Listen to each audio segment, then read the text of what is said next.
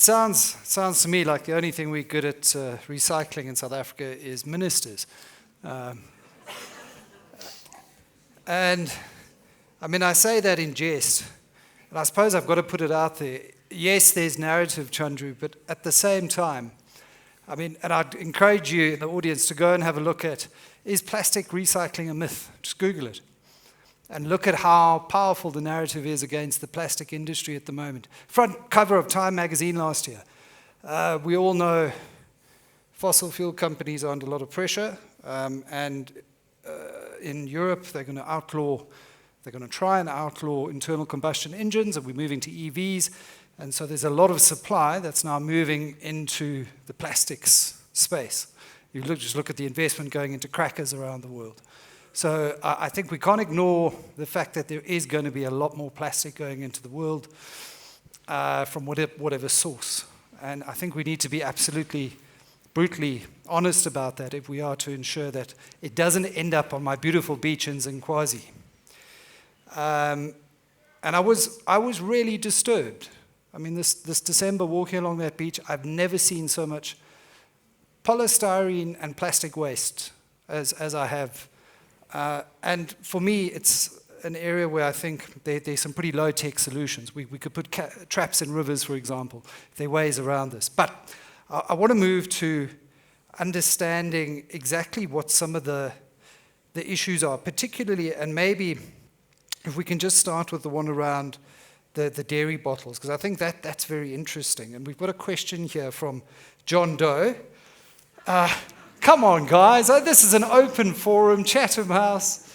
Hey, we don't need to hide behind. Anyway, the white PET bottle for milk application is successful in Europe, France, Italy, Switzerland, just to name a few countries. Why do you think this is the case? And how can we replicate the same model for South Africa? So I'd love it if you could qualify success, number one. Number two, if I had a penny for every time snake potion seller came into town, it works in Japan, it's got to work in South Africa. And number three, as Walter alluded to, what we're seeing is quite different. UK, America, Europe are actually phasing out color. So I would actually query the success qualification on that in Europe. So if John Doe would like to meet me in the bar later on tonight, more than happy to slug it out over a bottle of tequila.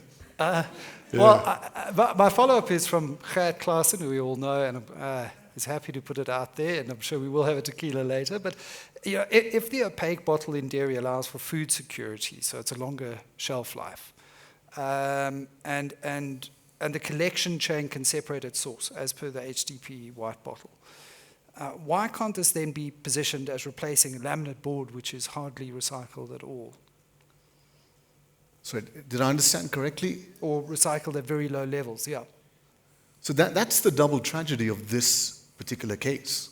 Dairy is, I mean, today you pay top dollar for a HDPE bottle in this market. It's trading at double the rate of PET.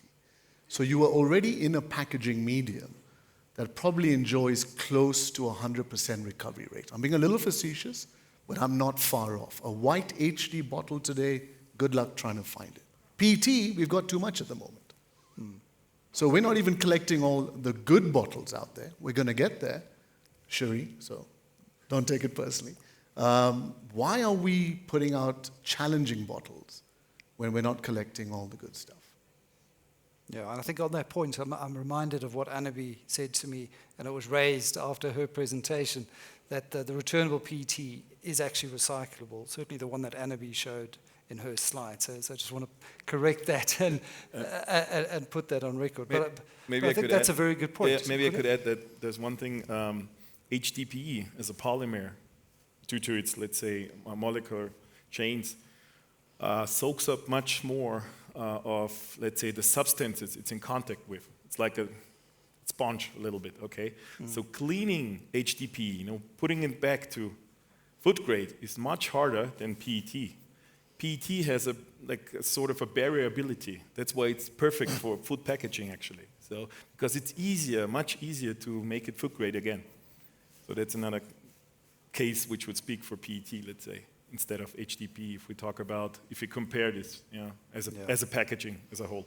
We have the good bottles, and we have the let's say, advantages of PET as a polymer. But I think the reality, though, now what you have is a situation where every one of those opaque PET are destined for landfill. That's the reality. Theory is a wonderful thing, but recycling... No, again, I'm completely agree that color and shelf life and stuff like this is also an issue here. Yeah. Well, even in HD, if I may, there's colored HD out there. One in particular that Walter's dying to talk about, but he refuses to. You know, we have a blue HDP bottle that used to be white. Does that blue get collected? Yeah, but it's going to be downcycled. Does it have the same value? No. Yeah. So I think color isn't unique to PET. I think we'd really need some brand owners as well as the dairy Absolutely. industry on a panel to talk about why they're doing it. Clearly, they've done market research. The consumer is probably preferring the one over the other. One could, only but speculate. So we need them on the panel. And I think that's where we have to leave that one. I want to, Kalyan, go back to you. There's a question here from Teresa Gollner. And as a rigid plastic manufacturer being committed to using recycling materials in our production, she's from LPLA Plastic. How do you see the impact of PCR affecting, and there's all of these TLAs, so you'll forgive me, I don't know what half of them stand for. How do you see the impact of PCR affecting EBM, IM machines in the long term due to its different characteristics to virgin material in terms of filters and wear out of the extruder, etc.? To be honest, I'm having a hard time to understand the question. PCR is post-consumer, and what is the rest of the abbreviations? Affecting EBM. EBM. Oh, there we go. If you can just stand, we've got roving microphones. That'll probably make it a bit easier. Rephrase it so I can understand. No, there's a mic coming, just so that the people online can hear you as well. All right. So I am working for a rigid plastic producer, mainly bottles and containers. And in our production for extrusion blow molding, injection molding, we are very, very keen to use recycling materials. We are wondering on the long-term impact in terms of maintenance, wear out on the machines, on the extruders. How will the different characteristics of post-consumer recyclable impact our machine quality, our machine life cycle and lifespan? Because obviously, at the moment we are probably using a recycling material that has been recycled maybe once or twice, but let's look at in 2 years from now, the materials will have gone through the same recycling cycle multiple times, which obviously will impact the quality of the material. Okay, now I got you. Thank you. Well, you have to distinguish, of course, depends on which polymers we're also talking about. Just to give an example of PET recycling, we've been doing for quite some decades now. And especially in Germany, we see that, of course, the color, let's say, of the bottles deteriorate. So it becomes more grayish. It's really, that's actually not a problem, to be honest, even for the consumers. Although what we do see is that some let's say, bottlers, some brand owners, then add some, again, colors to it. Yeah, they make it bluish again a little bit, and that's, of course, what we do not want to have, because we want a circular economy, and circular economy means we have to get rid of actually all those additives. We don't, as much as we can, of course. Some additives you can't. You need barriers, obviously, yeah, oxygen but to get back actually to your question, if we talk about, for instance, HDPE and PP, here we still lack experience to say how many cycles will impact, let's say, the quality of the product further on.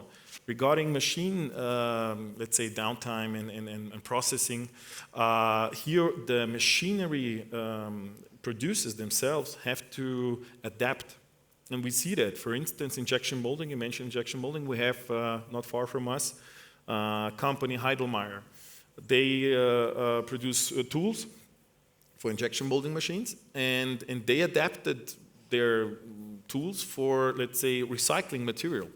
Because it is a matter of you have still some contaminants left. Yeah, I mean we can now filtrate down to 90 micron, yeah, even 70 micron, yeah. But still, it is post-consumer. You still have, you sometimes have silicons going through, whatever it is, and you have to adapt to that, because the machinery producers still, when they make a machine, they say, okay, and this is your input material, and it's virgin, and it's not going to be virgin in the future.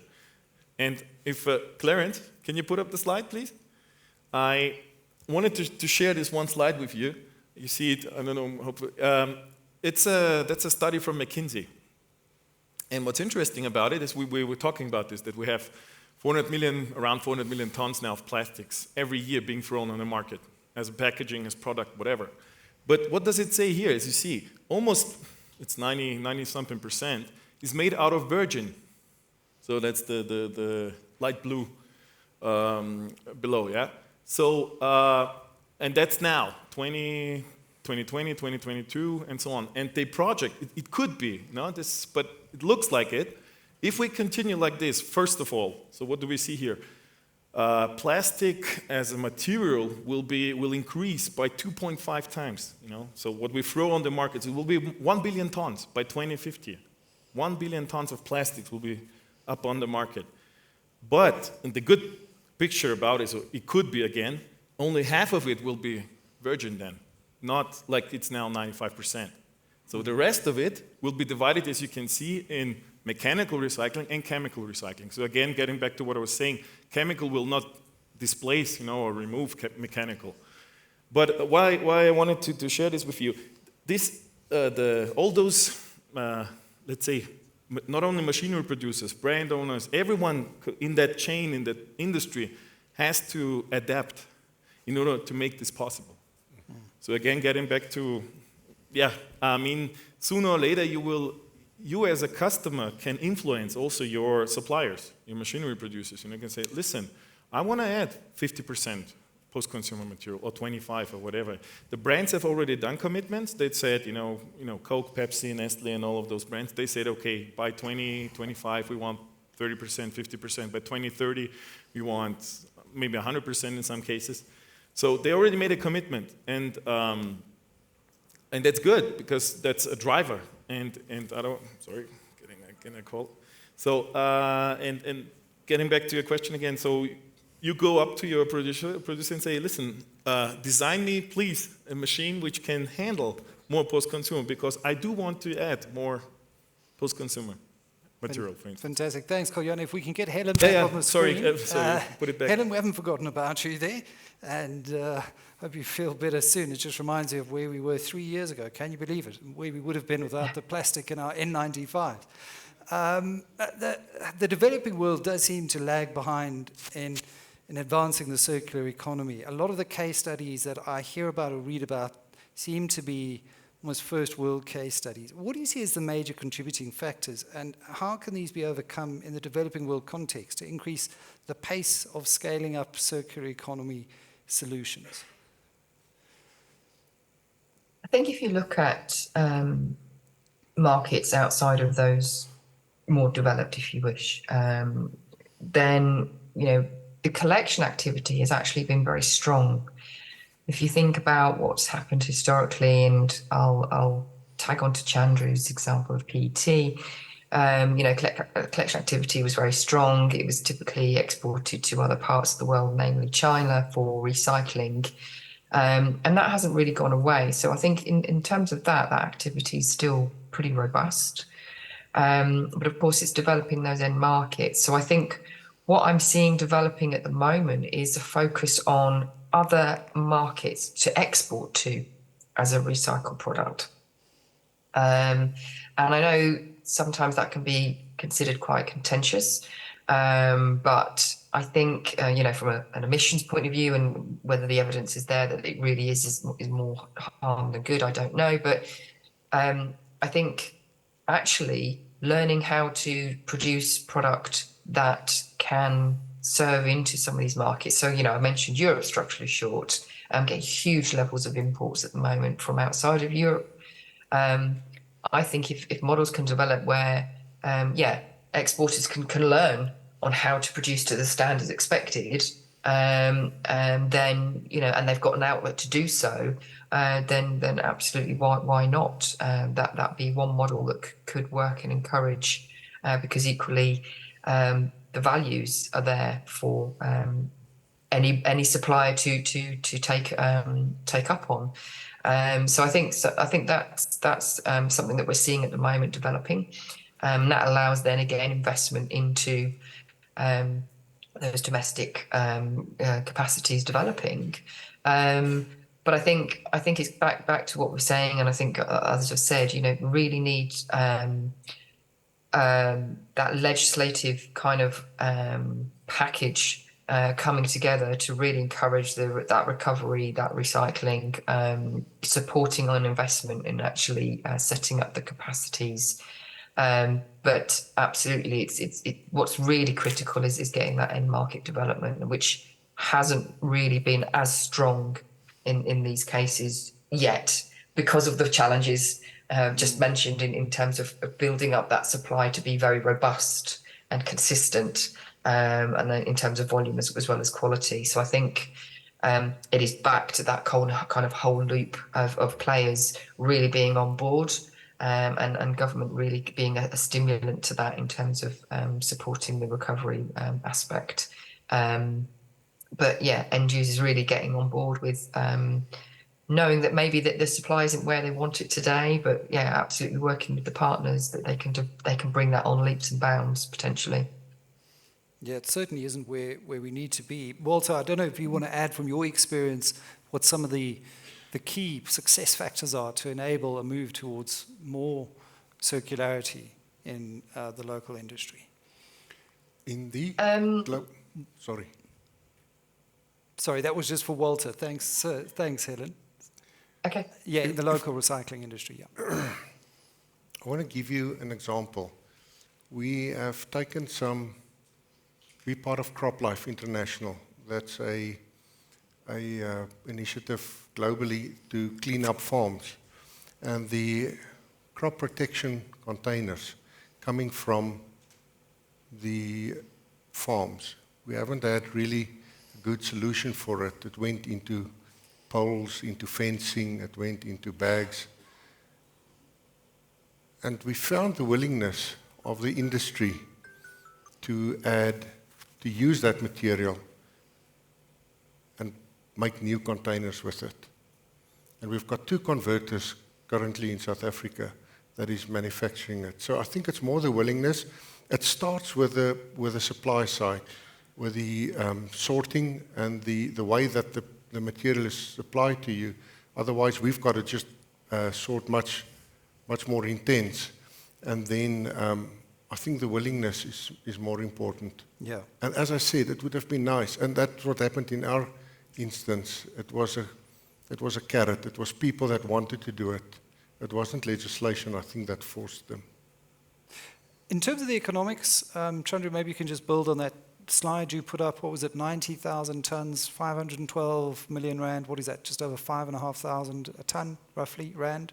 I mean, how do those economics stack up? How much does it cost to collect a ton of waste? As someone who doesn't know, is that enough? Are we at a level that makes it attractive enough? Is it enough? No. I think the government targets is telling us as well that depending on which product you're talking about, and again, it's not unique to plastics. We've got to be mindful there's legislation on electrical and electronic goods, lighting, tires, other things. I think the reason the legislation came out is because we're behind.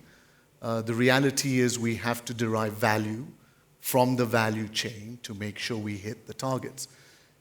Numbers are a little bit deceiving sometimes, because what we don't do when we look at economics is we don't look at end-of-life cost.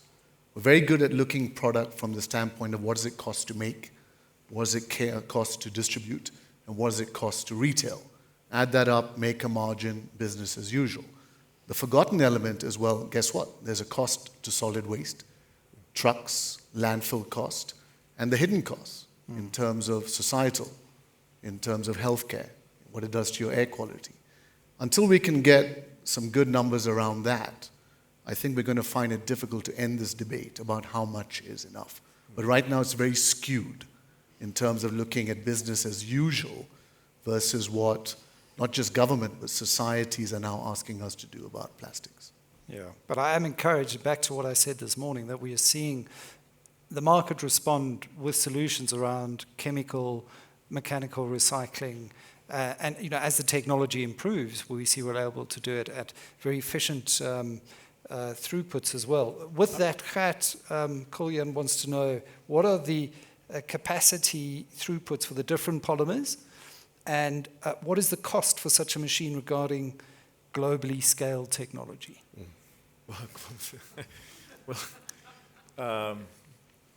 Depends really on. Am I on? Yeah. Depends really on. I'm not on. Hello? Yeah, you're on. Yeah, you hear me. Regarding the polymers, again, we think more in applications. So we distinguish between, let's say, clean in-house waste, between post-consumer waste. Part of it is PET.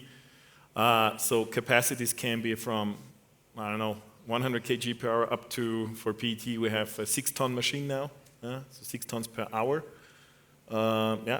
Going into then, let's say, a large SSP, solid-state polymerization for, let's say, to get for bottle to bottle. So what we see, the trend is definitely the market's asking for bigger machines, larger machines, higher throughputs, which means, all right, we have more input streams, higher collection rates. Yeah. We have, of course, there are regions like India, like China, they just started, or not, they're not about to start. Just imagine, I was talking about it during lunch, India allowed just, I think a year ago, the use of RPT, of recycled PET content, for new bottles, for food packaging.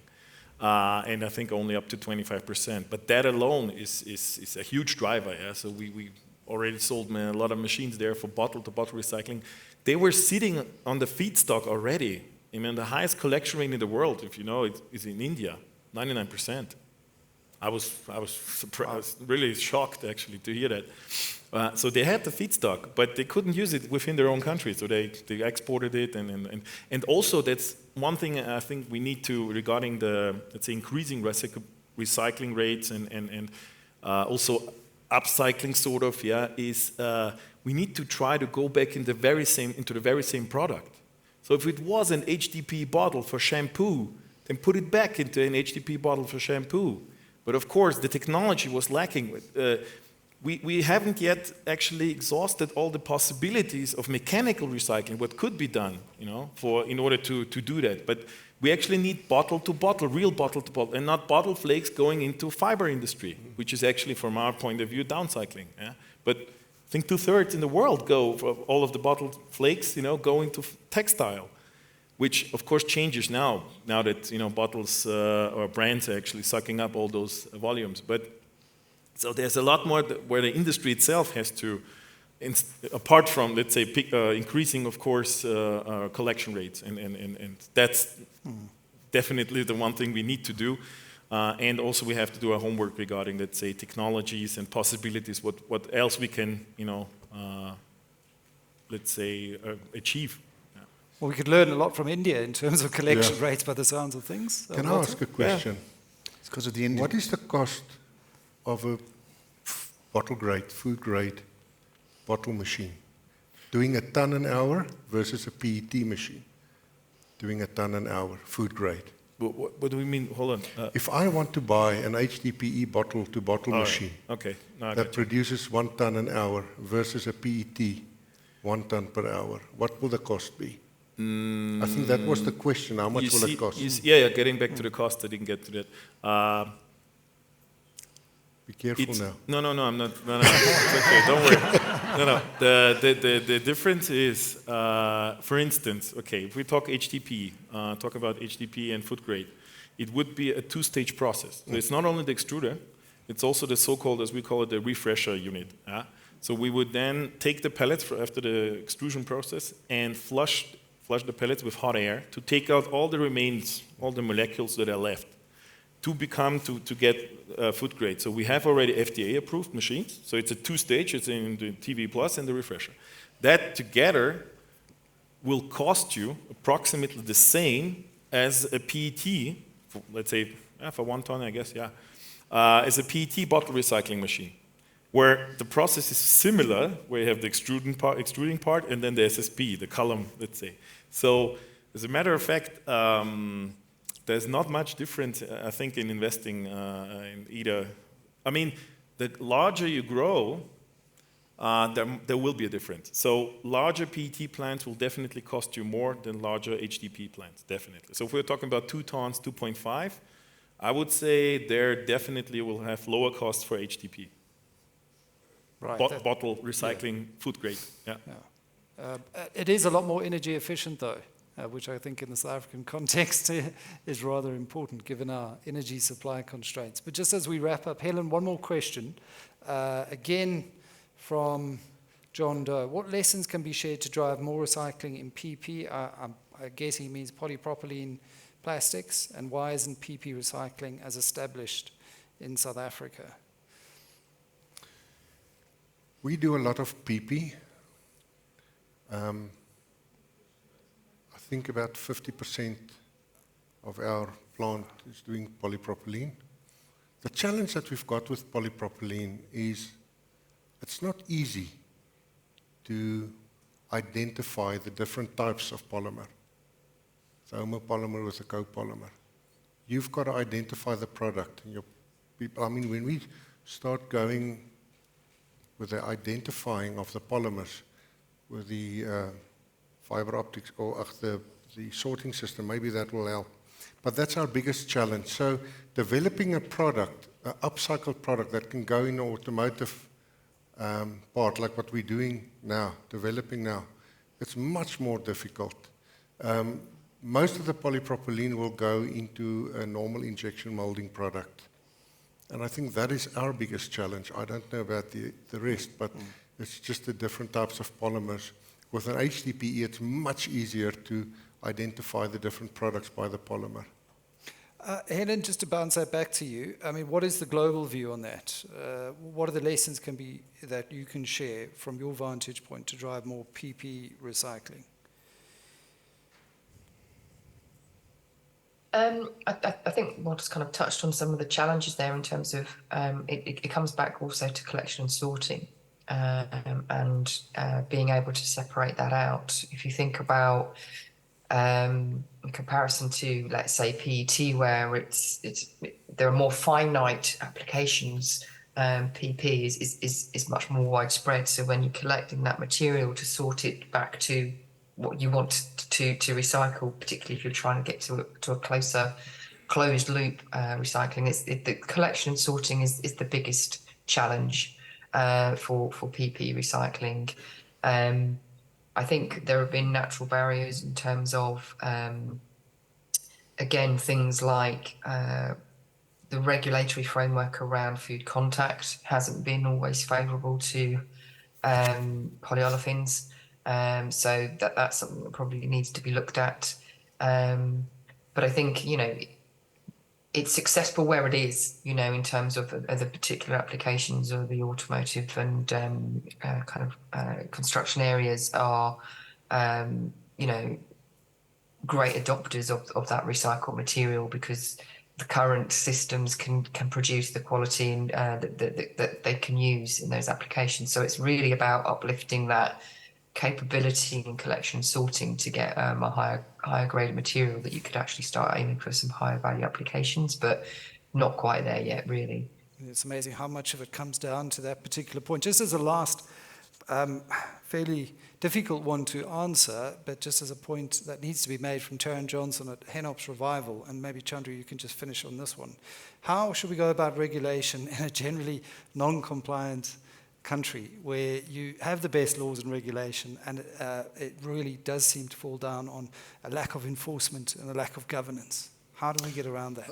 From my perspective, I think access to market is probably the most powerful way. There's nothing more powerful than the pocket, the wallet. And I think it was alluded to earlier as well. If the rules are clear, and I think the retailers have a big role to play in this space, that if we police it at those two levels, being government and retail, I think you'll find brand owners will change very quickly. Fantastic. Warm round of applause, everyone. Thank you very much. Really good panel.